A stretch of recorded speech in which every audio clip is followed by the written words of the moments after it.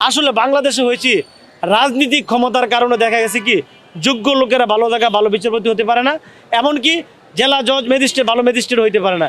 Political প্রভাবিলিটি মানে political পাওয়ার কাজে লাগিয়ে যে কেউ বড় বড় বিচারক হয়ে যায়, কিন্তু আসলে মেধা কিন্তু কিনে যায় না। সব কিছু কিনে গেলেও মেধা কিনে যায় না।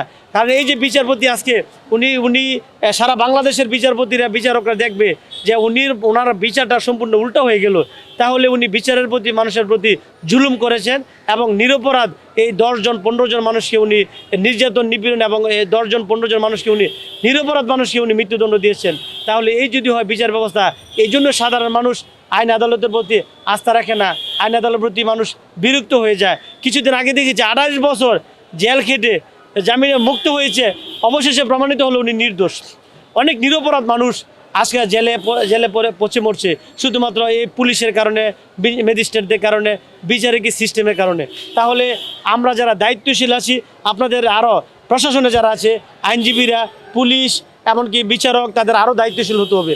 পুলিশ আসামি অ্যারেস্ট করে, পুলিশ তদন্ত করে দেখা গেছে যে পুলিশ যার কাছে টাকা পায় তাকে সেভ করে দেয়, আর তার টাকা না দিলেও তাকে কি করে তাকে মামলায় অন্তর্ভুক্ত করে দেয়, চাষিরে তার নাম দিয়ে দেয়। পুলিশকে সৎ হতে হবে। অনেক পুলিশের দিকে তাকালে মনে হয় সে আপাতমস্তক একজন অপরাধী। এইভাবে পুলিশকে সমাজের রক্ষক কিংবা জনগণের সেবক হিসেবে রাখা হয়েছে। এই পুলিশ কিন্তু ভক্ষক হয়ে যায় এবং টাকার বিনিময়ে কাজ করে।